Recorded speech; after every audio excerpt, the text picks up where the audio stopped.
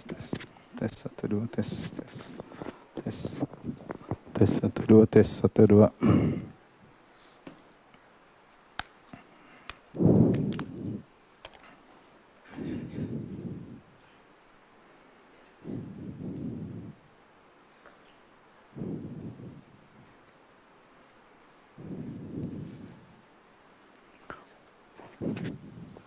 Bismillahirrahmanirrahim. Assalamualaikum warahmatullahi wabarakatuh.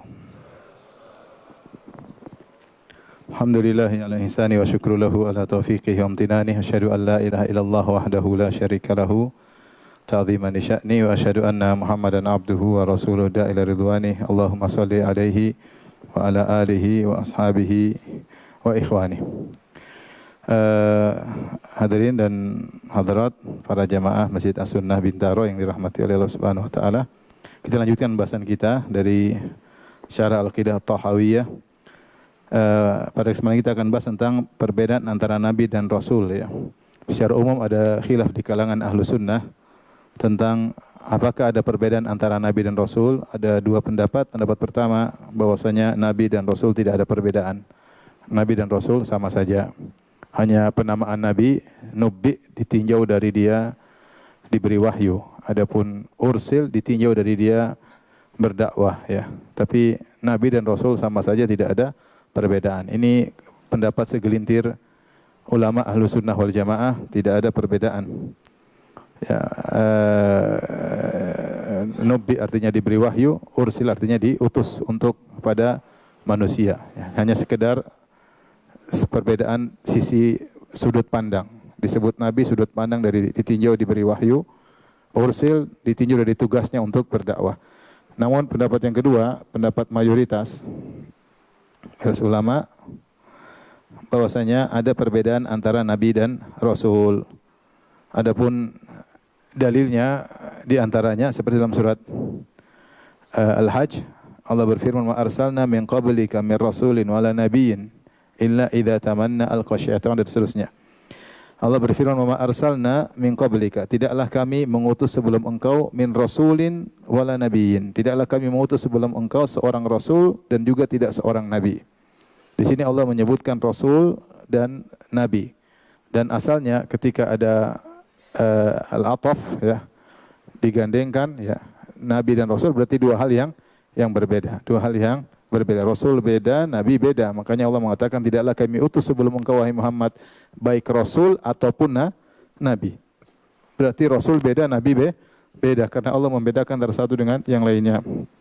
Kemudian dalil yang lain, Nabi Adam tidak ada yang ragu, dia adalah Nabiun Mukallam. Dalam hadis disebutkan Adam adalah Nabiun Mukallam, yaitu Nabi yang diajak berbicara oleh Allah Subhanahu wa ta'ala. Namun ternyata Adam bukanlah Rasul. Adam bukanlah apa? Rasul ya. Makanya Rasul yang pertama Nabi Nuh alaihissalam. Dalam hadis yang masyhur, hadis syafaat, ketika orang-orang pergi kepada Nabi Adam, Adam tidak bisa beri syafaat, minta uzur, kemudian mereka pergi kepada Nabi Nuh. Kata mereka, "Ya Nuh, anta awwalur rasul ila ahlil ard." Engkau adalah rasul yang pertama yang diutus kepada penghuni bumi. Padahal antara Adam dan Nuh ada 10 kurun, tentu ada nabi-nabi yang lainnya antara Adam dengan Nuh. Sehingga Rasul yang pertama adalah Nabi Nuh, dan Adam bukan Rasul, dia Nabi. Ya, sehingga di sini kita ketahui bahwasanya ada beda antara Nabi dan Rasul. Karena dalam hadis jelas, "Anta awwalur rasul ila ahlil ard." Wahai Nuh, engkau adalah Rasul pertama yang Allah utus kepada penghuni bumi. Ya. Adapun Adam alaihissalam dia hanyalah mukallam. Makanya ulul azmi minar rusul hasbir kama sabara ulul azmi minar rusul. Ulul azmi minar rusul tidak termasuk Adam. Ya, Nuh, kemudian siapa? Ibrahim, Musa, Isa, Muhammad sallallahu alaihi wasallam. Ya, Nuh tidak termasuk karena Adam tidak termasuk karena Adam alaihissalam adalah seorang apa? Nabi, bukan rasul. Kemudian juga dalil-dalil datang dalam hadis. Ini ada khilaf tentang kesahihannya.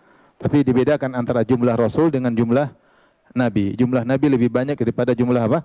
Rasul. Kaidah intinya, setiap Rasul pasti Nabi, setiap Nabi belum tentu apa? Rasul. Ya, kalau kita bikin himpunan, maka kita katakan ini Nabi, para nabi, kemudian di dalamnya ada apa? Rasul ya. Bahwanya setiap rasul pasti nabi, namun bukan tidak setiap nabi pasti apa? Rasul. Ada nabi yang bukan rasul. Timbul pertanyaan, apa perbedaan antara nabi dan rasul? Maka ini khilaf di kalangan para ulama ahli sunnah yang membedakan antara nabi dan rasul.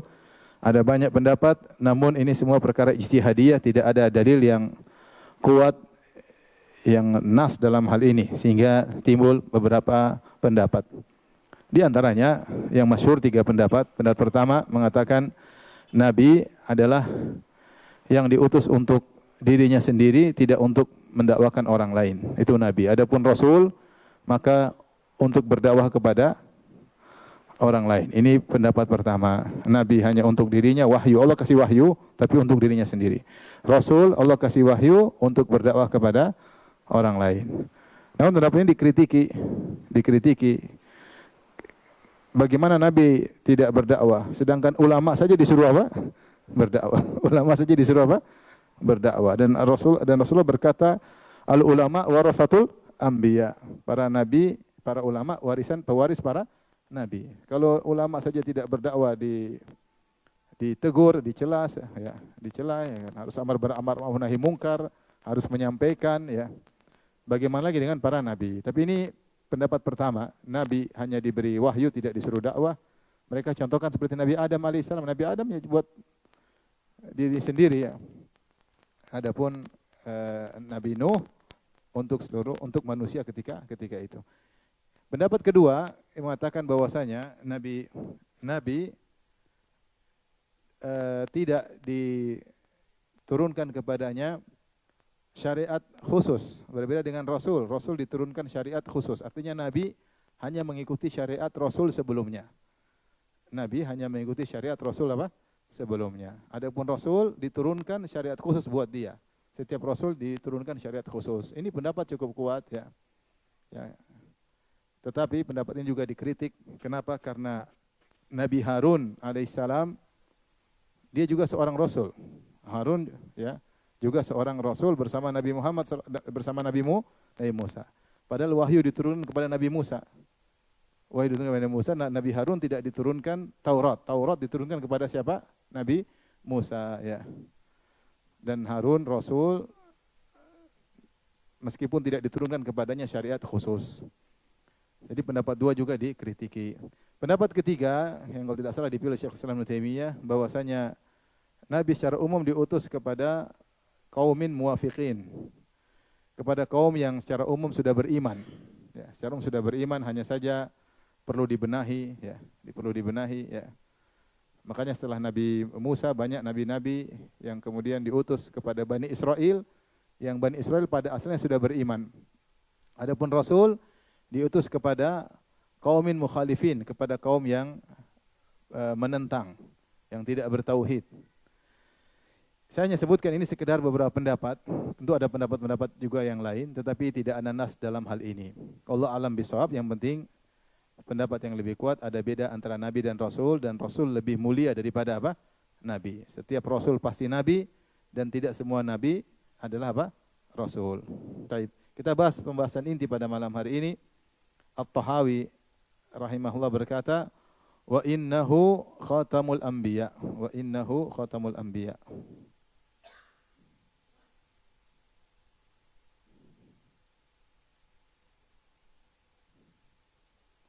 Dan sungguhnya Rasulullah SAW adalah penutup para nabi. Jadi di antara keistimewaan Nabi SAW, beliau adalah penutup para nabi.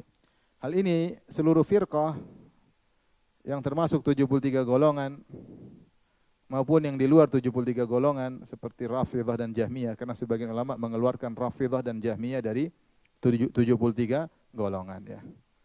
Yaitu Rafidhah yang ekstrim ya. Demikian juga Jahmiyah yang ekstrim dianggap keluar dari 73 golongan.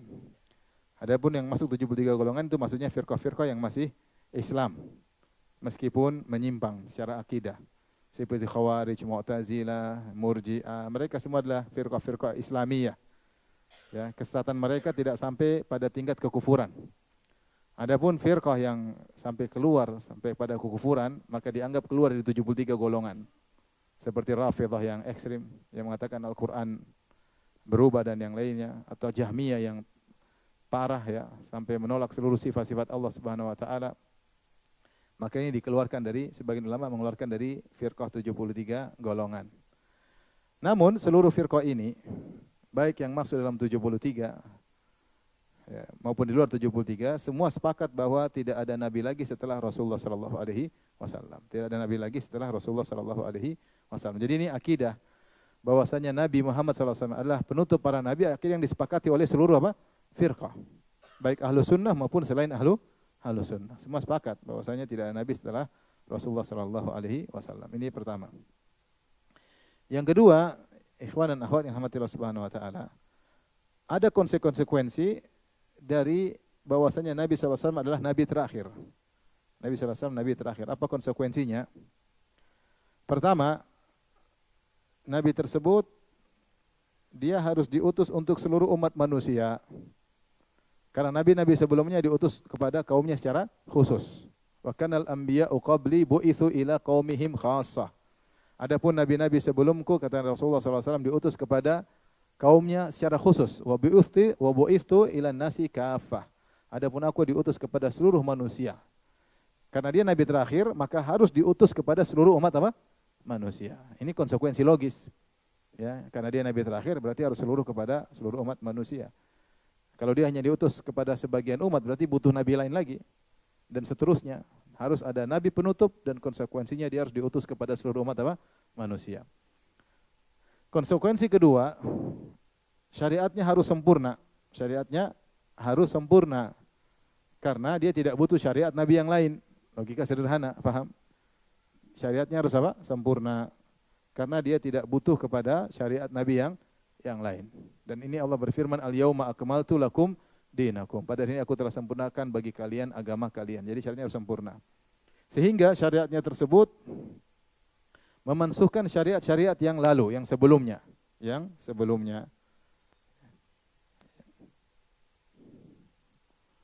Maka ketika Nabi diutus, maka seluruh syariat nabi-nabi sebelumnya mansuh.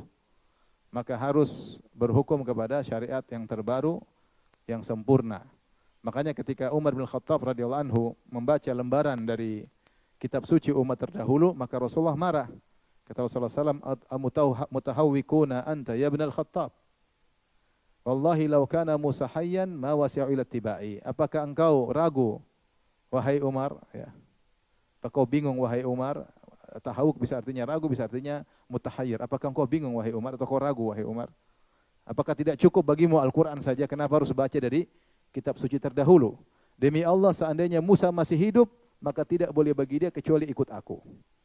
Yang kau baca Taurat itu kan dari Nabi Musa. Seandainya sang pemilik Taurat yang diturunkan kepadanya Taurat, Musa alaihissalam masih hidup, dia pasti ikut apa? Ikut aku. Maka ngapain baca Taurat? Oleh karenanya para ulama mengatakan, tidak boleh membaca Taurat dan Injil dalam rangka mencari hidayah, enggak boleh. Karena hidayah dalam Islam sudah apa? Cukup. Kalau dalam rangka mengkritik, studi banding, oke. Ya. Perbandingan agama boleh. Tapi kalau mencari hidayah tidak perlu. Karena Al-Quran dan Sunnah sudah apa? Cukup. Maka Umar ditegur oleh Nabi karena Nabi khawatir Umar mencari hidayah dari Taurat tersebut, maka Rasulullah tegur dengan keras. Sehingga datangnya Al-Quran memansuhkan kitab-kitab sebelumnya. Ya. Kemudian syariat tersebut tidak bisa dimansuhkan lagi, tidak bisa direvisi lagi. Ini konsekuensi Nabi terakhir. Kalau ternyata syariat Rasulullah masih bisa direvisi, berarti dia bukan Nabi terakhir. Paham? Logis sekali. Kalau Nabi terakhir berarti syariatnya tidak mungkin direvisi. Akan berlaku setiap zaman dan setiap tempat. Akan berlaku untuk seluruh zaman dan seluruh apa? Tempat. Fi kulli zaman wa makan. Karena dia adalah Nabi terakhir. Maka syariatnya harus berlaku sampai hari kiamat. Karenanya ketika Nabi Isa pun diturunkan di akhir zaman, Nabi Isa alaihissalam berhukum dengan hukum Rasulullah sallallahu alaihi wasallam. Nabi Isa punya syariat sendiri enggak? Punya syariat sendiri, diturunkan kepada dia Injil. Tetapi ketika dia diturunkan di akhir zaman, dia berhukum dengan hukum syariat Nabi Muhammad sallallahu alaihi wasallam. Dia tidak merevisi hukum-hukum Nabi Muhammad sallallahu alaihi wasallam. Oleh karenanya di antara hikmah Muhammad sallallahu alaihi wasallam adalah nabi terakhir, sudah kita singgung pada pertemuan kemarin, Mukjizatnya Al-Quran beda dengan mukjizat-mukjizat Nabi yang lain. Kalau mukjizat Nabi yang lain adalah mukjizat hissiyah, terkait dengan yang dilihat dan didengar, ditangkap oleh panca indera. Dan itu hanya bisa dilihat oleh umat-umat di zaman Nabi tersebut. Adapun mukjizatnya Nabi Muhammad SAW, karena Nabi terakhir, Al-Quran. Wahyun yutla yuha ilayya. Wa innamal ladzi utituhu kana wahyan yuha ilayya. Adapun mukjizatku adalah wahyu yang dibacakan, diwahyukan kepadaku. Sehingga Al-Quran mukjizatnya bisa dilihat atau bisa dirasakan bukan cuma umat di zaman Nabi Muhammad SAW saja. Bahkan sampai hari kiamat, sekarang pun kita mengetahui bagaimana agungnya apa? Al-Quranul Karim. Allah pilihkan mukjizat spesial buat Rasulullah SAW karena dia adalah Nabi yang terakhir. Nabi yang terakhir. Sehingga mukjizatnya hadir terus. Hadir terus. Ini konsekuensi bahwa Nabi Muhammad SAW adalah Nabi yang terakhir. Nah, apa dalil bahwasanya Rasulullah SAW Nabi terakhir? Apa dalil Rasulullah SAW Nabi terakhir? Ini dalilnya ya. Yang pertama, dalam surat Al-Ahzab, Allah berfirman, "Ma kana Muhammadun aba ahadin min rijalikum, walakin Rasulullah wa khataman nabiyyin." Muhammad SAW bukanlah bapak dari salah seorang lelaki dari kalian, tetapi dia adalah Rasulullah dan khatam. Dalam qiraah yang lain khatim, khataman nabiyyin. Dalam qiraat yang lain khatiman nabiyyin. Khatim penutup, khatam itu seperti tabi, yaitu ya, orang kalau tulis surat terakhir dikhatamkan, dikasih stempel menunjukkan sudah selesai, ya, atau ditutup dengan penutup, ya. Sehingga dua qiraah, kalau khatim artinya penutup, selesai. Khatim artinya penutup para nabi. Adapun riwayat khatam maksudnya tabi atau penutup, seperti kalau seorang tulis surat maka dia kasih stempel tanda bahwa surat ini sudah apa? Selesai. Intinya ijma ulama, seluruh ahli tafsir. Ya, ketika menafsirkan ayat ini mereka mengatakan ini ayat menunjukkan bahwasanya Rasulullah nabi yang terakhir. Allah mengatakan wa khataman nabiyyin, penutup para nabi. Kenapa Allah tidak mengatakan khatamal mursalin, penutup para rasul?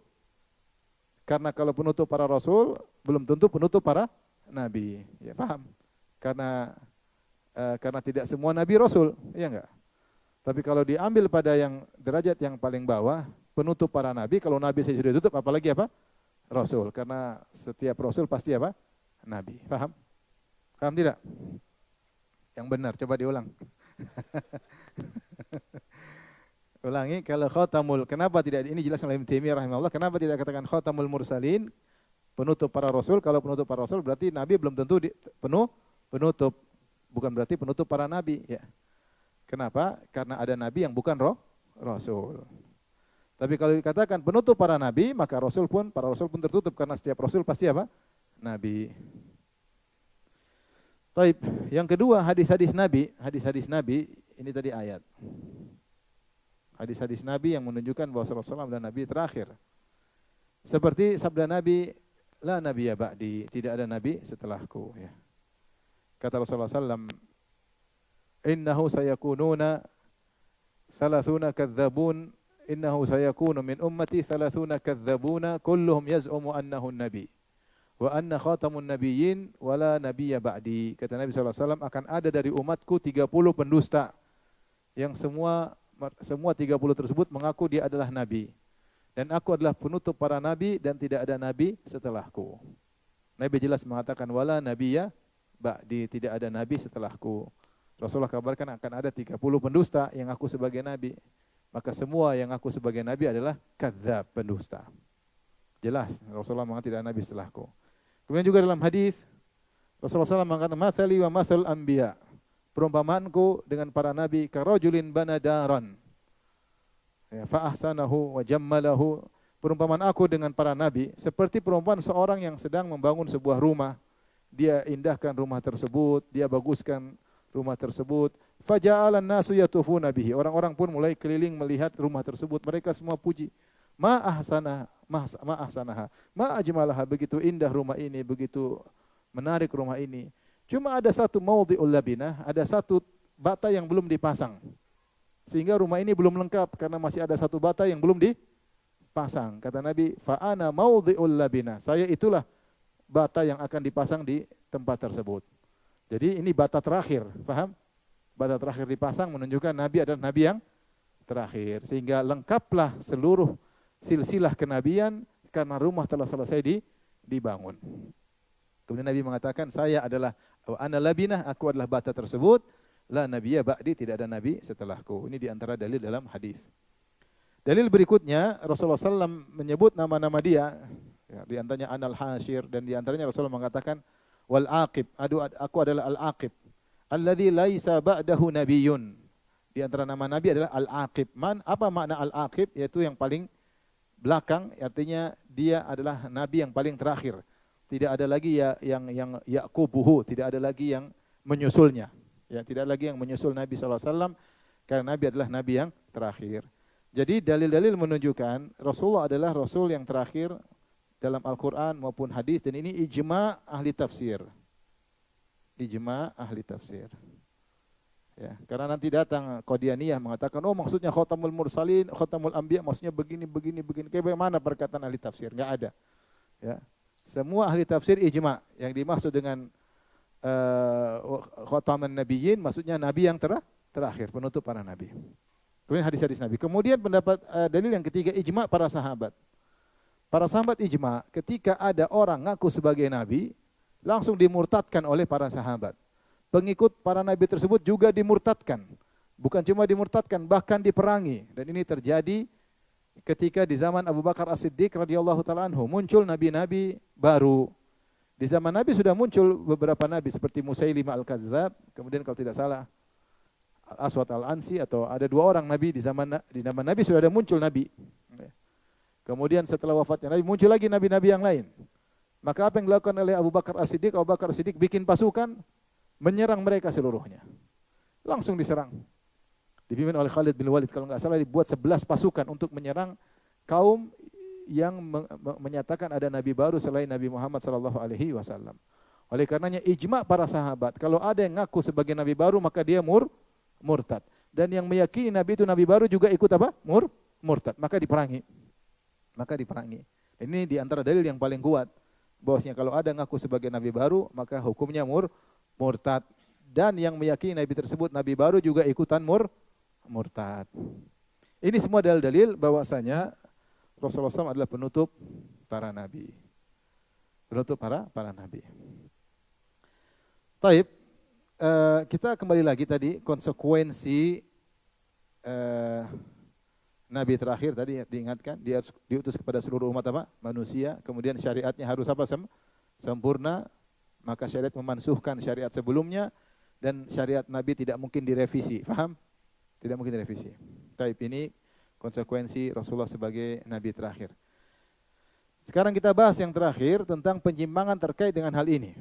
Jadi kesalahan-kesalahan terkait dengan keyakinan kita Nabi Muhammad adalah Nabi sallallahu alaihi wasallam, nabi yang terakhir. Siapa yang terjatuh dalam kesalahan ini maka dia telah kufur kepada Allah Subhanahu wa taala. Karena wajib bagi kita mengimani Nabi Muhammad bukan sebagai seorang rasul saja, tetapi sebagai nabi yang terakhir, nabi yang terakhir. Siapa yang mengingkari hal ini, menyelisih konsekuensinya, maka dia telah kafir. Tapi di antara hal-hal tersebut, saya sebutkan ada 9 ya. Di antaranya, pertama meyakini ada nabi baru. Meyakini nabi baru ada 2 model. Pertama, meyakini nabi tersebut menjadi nabi bersama Rasulullah, yaitu Allah men-share kenabian kepada Muhammad dan kepada selain apa? Muhammad. Allah men-share kenabian kepada Nabi Muhammad, kepada selain Muhammad. Seperti yang diyakini oleh para pengikut Musailimah. Makanya saya katakan pengikut Musailimah Al-Kadzab. Musailimah Al-Kadzab, ya, dia dari Banu Hanifah. Dan Banu Hanifah senang punya nabi baru. Namanya Musailimah apa? Al-Kadzab. Dia tidak mengingkari kenabian Nabi Muhammad. Dia bilang Muhammad nabi juga. Kita juga punya nabi. Muhammad buat Quraisy, Musailimah buat Banu Hanifah. Sehingga dia menganggap bahwasanya kenabian di-share oleh Allah bukan cuma untuk Muhammad saja, tapi di-share juga kepada selain apa?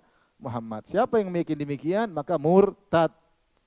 Makanya diserang oleh Abu Bakar As-Siddiq sampai terjadi perang besar-besaran. Pengikut dia Musailimah Al-Kadzab siap mati syahid. Dan jumlah mereka kurang lebih 40 sampai 50 ribu pasukan Dan ini di antara pasukan yang paling berat dilawan oleh Khalid bin Walid. Sampai Khalid bin Walid pun berdarah-darah, sampai terluka.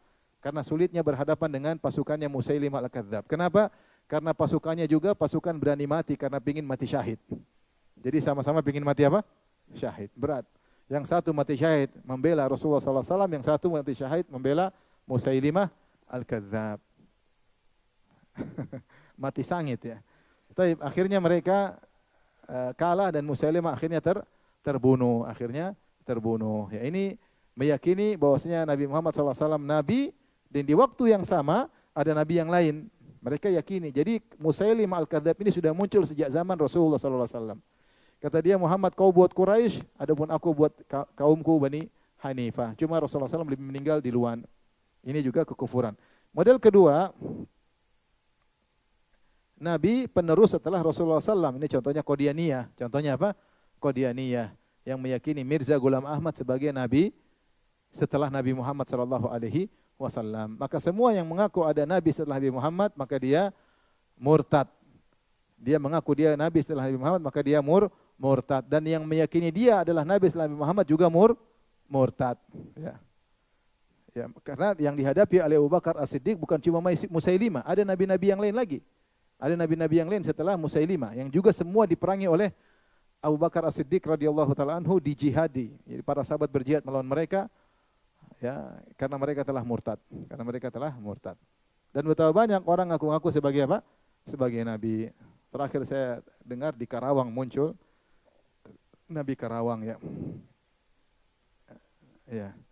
Dan banyak nabi-nabi dan akan bermunculan juga nabi-nabi.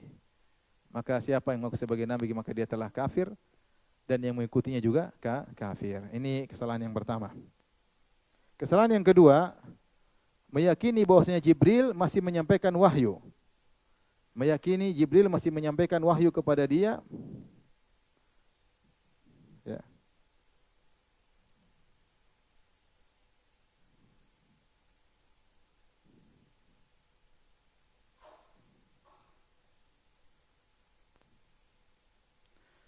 Jadi meyakini malaikat Jibril masih, atau meyakini dia mendapat wahyu dari Allah Subhanahu wa taala meskipun dia tidak mengaku sebagai nabi. Perhatikan sini bedanya apa? Dia tidak mengaku sebagai nabi, tapi dia merasa masih turun wahyu. Dia masih merasa turun wahyu. Dan ini juga kekufuran. Al-Qadhi Iyad dalam kitabnya Syifa bi Ta'rif Huquqil Mustafa, dia mengatakan wa kadzalika man da'a minhum annahu yuha ilaihi wa illam yadda'in nubuwah. Demikian juga kalau ada orang yang mengaku-ngaku dia diberi wahyu, apakah langsung dari Allah ataukah melalui perantara malaikat apa? Jibril. Maka meskipun dia tidak ngaku sebagai nabi, dia juga murtad. Karena menerima wahyu ya sama jadi apa? Nabi.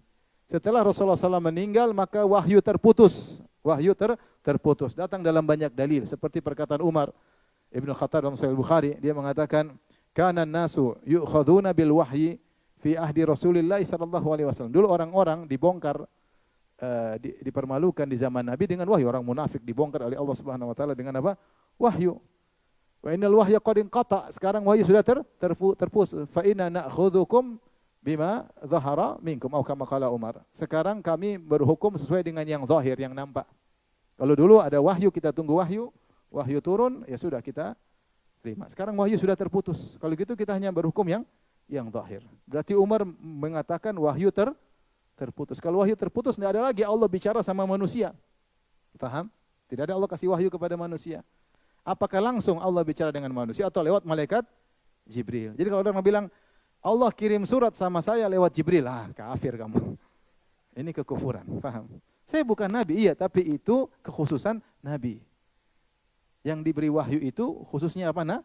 Nabi. Meskipun kau tidak ngaku nabi, tetap saja kau telah mengaku nabi. Karena yang diberi wahyu itu namanya apa? Nabi. Paham? Baik. Di antara dalil bahwasanya wahyu telah terputus seperti dalam Sahih Muslim, ya. Abu Bakar berkata kepada Umar, "Intalik bina ila ummi Aiman." Wahai Umar, ayo kita pergi ke Ummu Aiman. Nazuruhu kama kana Rasulullah sallam yazuruha. Kita ziarahi Ummu Aiman sebagaimana Rasulullah SAW ketika masih hidup suka menziarahi Ummu Aiman. Ummu Aiman itu yang dulu merawat Nabi sallallahu alaihi wasallam. Falamma intahaina ilaiha bakat. Tatkala kami sampai kepada Ummu Aiman, dia pun menangis. Faqala laha, maka Abu Bakar dan Umar berkata, "Ma yubkiki, apa yang membuat engkau menangis wahai Ummu Aiman? Ma indallahi khairun li Rasulillah sallallahu alaihi wasallam." Enggak usah nangis, Rasulullah sallam sekarang lebih baik kondisinya daripada ketika dia masih apa? Hidup. Yang Allah siapkan buat Nabi lebih baik. Jadi enggak usah bersedih. Faqalat, maka Ummu Aiman berkata, "Ma abki alla akuna a'lam anna ma indallahi khairun li Rasulillah sallallahu alaihi wasallam." Aku bukan menangis karena tidak tahu apa yang Allah siapkan bagi Nabi lebih baik, bukan karena itu.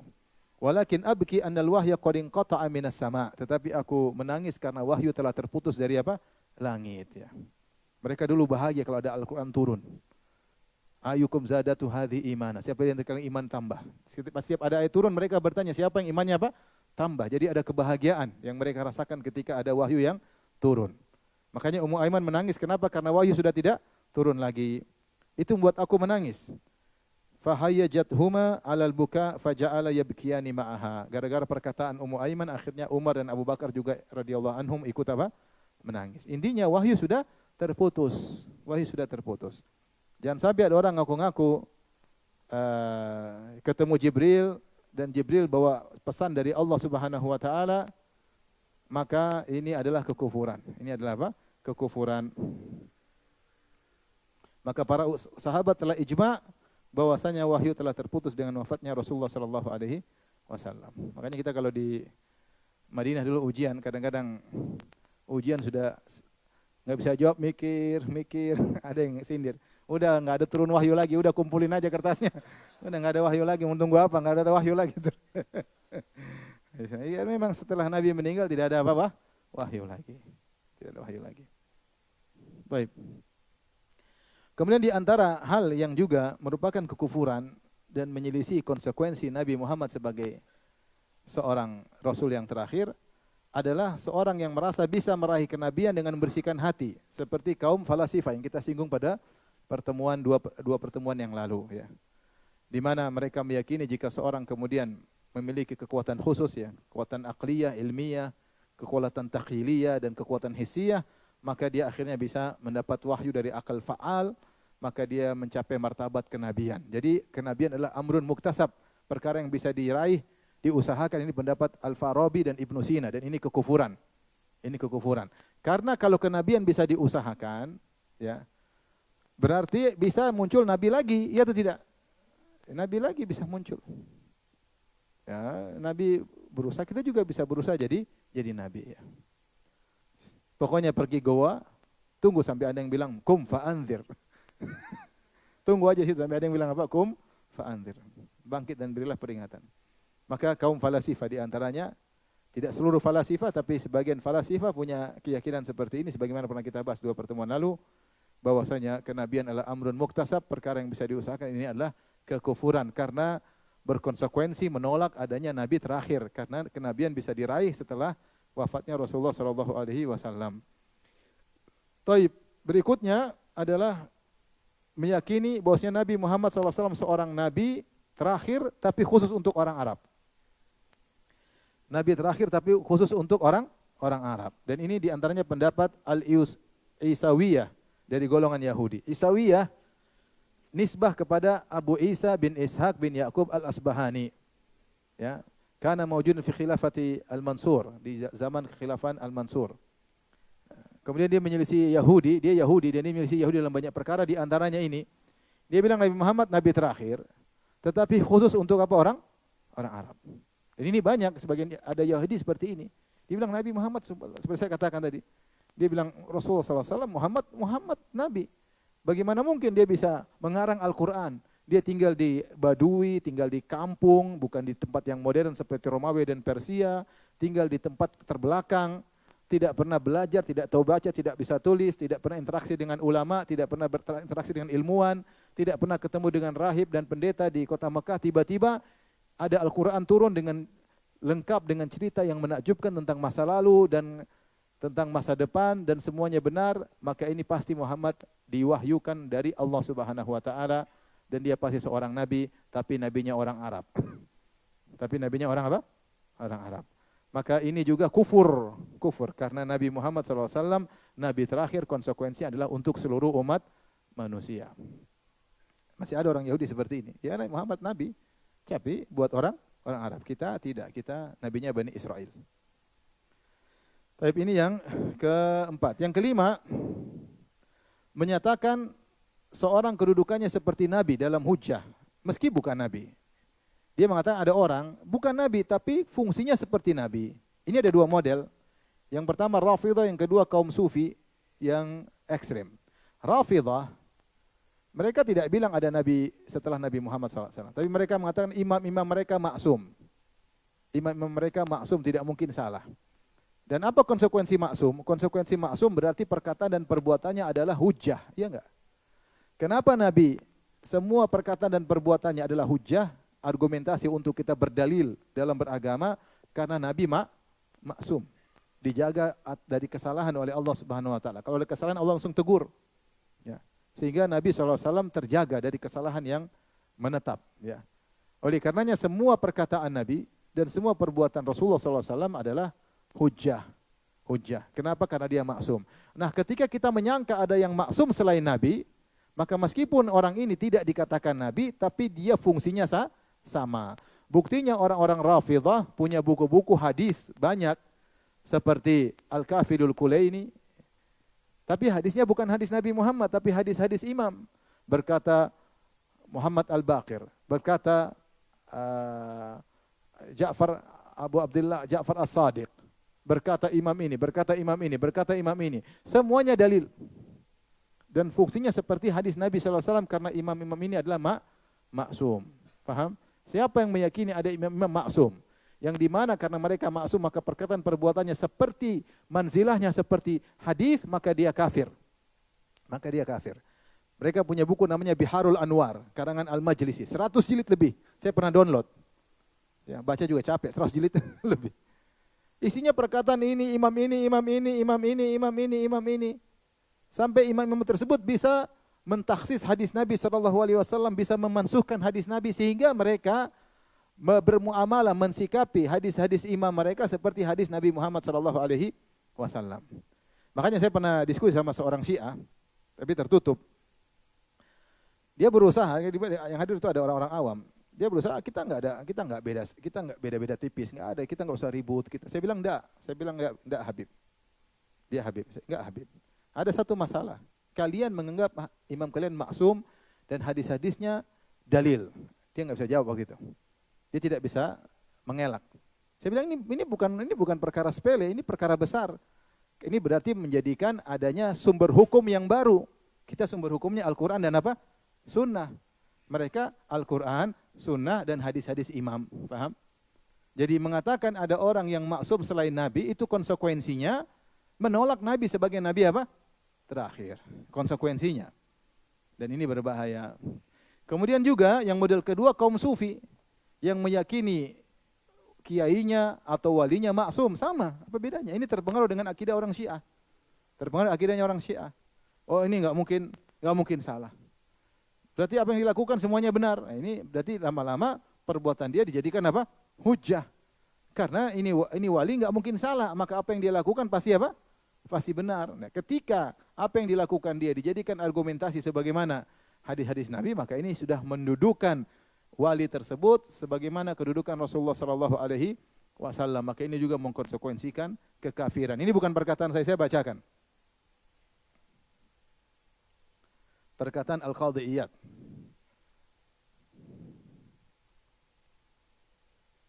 Al-Qadhi Iyad, ya, dalam kitabnya Syifa bi Ta'rif Hukul Mustafa, wafat 544 Hijriah. Beliau berkata,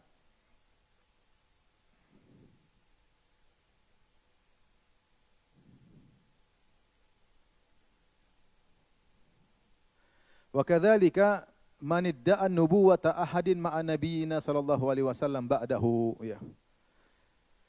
Dan demikian juga orang mengaku-ngaku ya tentang kenabian seseorang setelah Rasulullah sallallahu alaihi wasallam.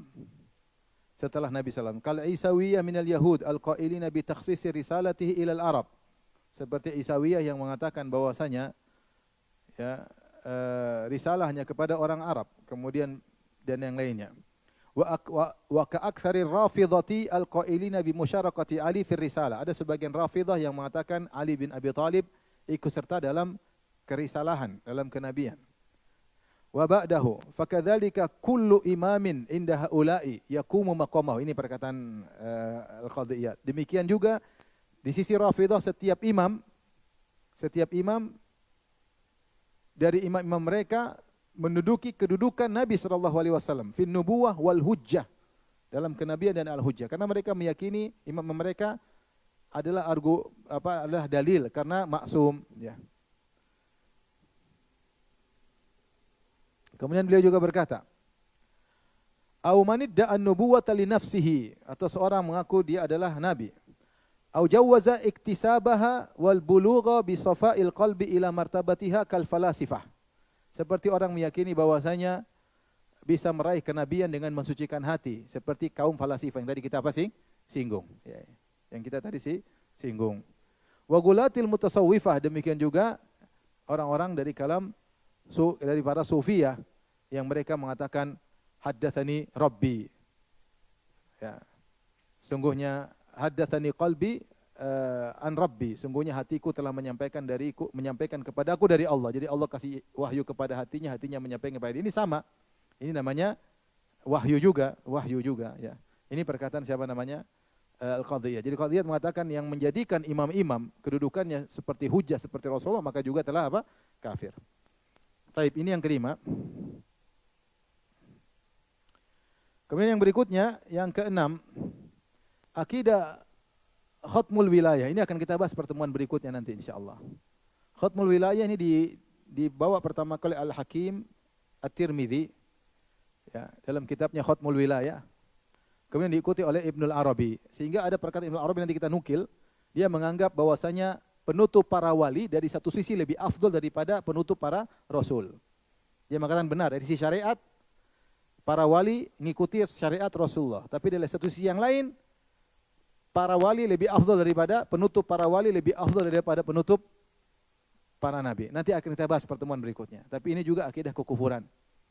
Ya, sehingga Ibnu Arabi mengatakan kedudukan wali lebih tinggi wali, nabi baru rasul. Nanti akan kita bahas insyaallah.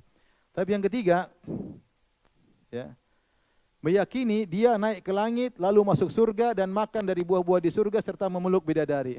Ini juga kufur. Yang bilang Al-Qadhiyat, dia berkata, wa kadzalika man idda'a minhum annahu yuha ilaihi wa illam yadda'in nubuwah. Ini tadi. Barang siapa yang mengatakan saya diberi wahyu meskipun dia tidak mengatakan dia nabi, ini juga kafir. Tadi sudah kita sebutkan. Au annahu yas'adu ila sama, atau dia mengatakan dia naik ke langit, wa yadkhulul jannah, kemudian masuk di surga, wa ya'kulu min thimariha, kemudian dia makan dari buah-buahan di surga, wa yu'anikul hural ain, kemudian dia memeluk para bidadari. Maka ini fahaula'i kulluhum kuffar, mereka semua pendusta, mereka semua kafir, mukadzibuna lin nabi, mereka semua kafir dan mendustakan Rasulullah sallallahu alaihi wasallam. Ya, bagaimana dia naik ke surga, masuk surga? Yang bisa begitu cuma siapa? Nabi SAW. Sahabat tidak ada yang begitu. Maka ketika dia bilang dia bisa naik ke langit, masuk surga, cium-cium bidadari. Ya, ente Nabi apa siapa ya?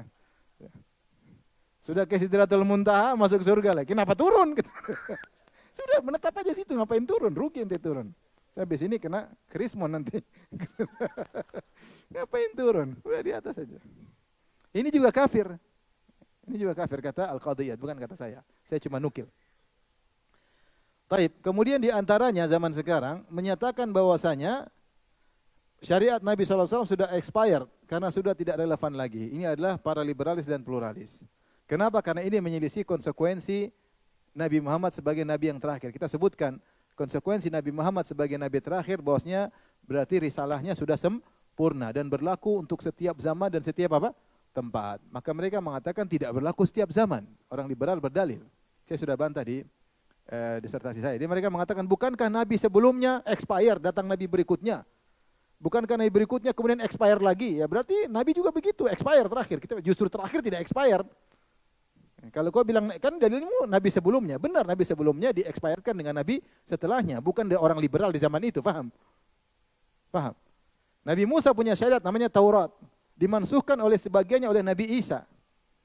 Kata Allah, Nabi Isa berkata, "Wa li uhilla lakum ba'dalladzi hurrima 'alaikum." Dan aku untuk menghalalkan sebagian yang diharamkan oleh kalian. Taib.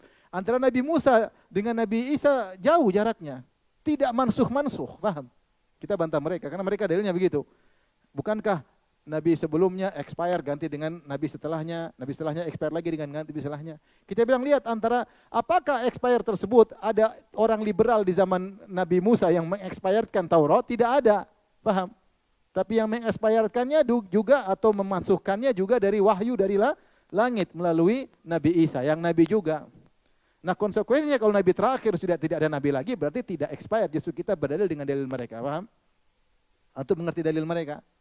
Dalil mereka mengatakan lihatlah Nabi-Nabi terdahulu. Kenapa Nabi sebelumnya risalahnya mansuh? Karena sudah tidak relevan. Maka datang Nabi yang baru dengan risalah yang baru. Kemudian sudah tidak relevan lagi turun Rasul yang baru. Kita bilang iya, yang menyatakan harus baru juga Rasul yang lain. Dan buktinya antara Nabi Musa dengan Nabi Isa berapa tahun? Ratusan tahun, entah ribuan tahun, saya nggak tahu. Antara Nabi Musa dengan Nabi Isa jaraknya sangat apa? Jauh, mungkin lebih dari 1000 tahun. Lebih dari 1000 tahun. Atau intinya sangat jauh lah, intinya ratusan tahun. Tapi selama itu tidak expired. Sampai datang Nabi Isa memansuhkan sebagian, tidak seluruhnya. Itu pun wahyu dari Allah Subhanahu wa taala. Maka untuk memansuhkan syariat seorang nabi butuh nabi yang lain. Nah, kalau Nabi Muhammad SAW ada nabi selain Nabi Muhammad maka boleh memansuhkan. Tapi sudah tidak ada nabi kecuali Nabi Muhammad. Berarti konsekuensinya syariat nabi harus berlanjut sampai hari kiamat. Datang orang-orang liberal, mereka mengatakan syariat Nabi Muhammad tidak relevan lagi dengan segudang syubhat di kepala mereka. Segudang syubhat. Enggak usah kita bahas syubhatnya, nanti antum terkontaminasi. Intinya sesat, paham? Intinya sesat. Jadi yang mengatakan bahwasanya syariat Rasulullah SAW sudah expired, maka kita butuh ijtihad.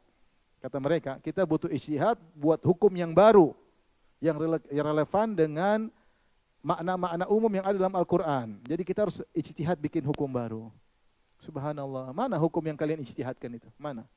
Yang kata kalian sudah relevan dengan zaman sekarang. Ternyata hukum-hukum yang mereka ijtihadkan, homoseksual halal. Itu relevan dengan zaman kita. Ya. Ternyata perempuan boleh menceraikan laki-laki. Itu relevan dengan zaman kita. Hancur ini rumah tangga kalau perempuan bisa menceraikan apa? Laki-laki. Sehari diceraikan 3 kali. Suami. Itu yang katanya relevan. Apalagi relevan zaman sekarang. Kata mereka jilbab sudah tidak wajib. Boleh buka jilbab. Jilbab adalah pakaian kesopanan sesuai dengan lokasi masing-masing. Kalau lagi olahraga ya pakaian olahraga itu jilbabnya. Di kantor ya pakai pakaian yang terbuka rambutnya, terbuka kakinya. Tapi kalau di pantai bikini jilbabnya dong. Lah iya katanya sesuai dengan lokasi masing-masing. Rusak seperti ini. Boleh nikah sejenis. Taib. Ini relevan dengan zaman sekarang. Kalau laki-laki dicerai harus ada masa iddahnya. 120 hari. Bahlul. Itu katanya relevan. Mana ijtihad kalian yang katanya relevan dengan zaman sekarang? Ngawur. Ngawur. Jika mereka mencela Imam Syafi'i katanya bikin kaidah-kaidah dalam buku lintas fikih lintas agama. Mereka cela Imam Syafi'i. Saya nukil dalam serta saya. Mereka kejam orang liberal itu ya. Ingin merusak moral dan agama ya.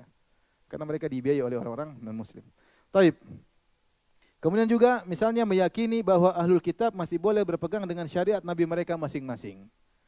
Ini juga bertentangan dengan konsekuensi Nabi sebagai Nabi apa? Terakhir.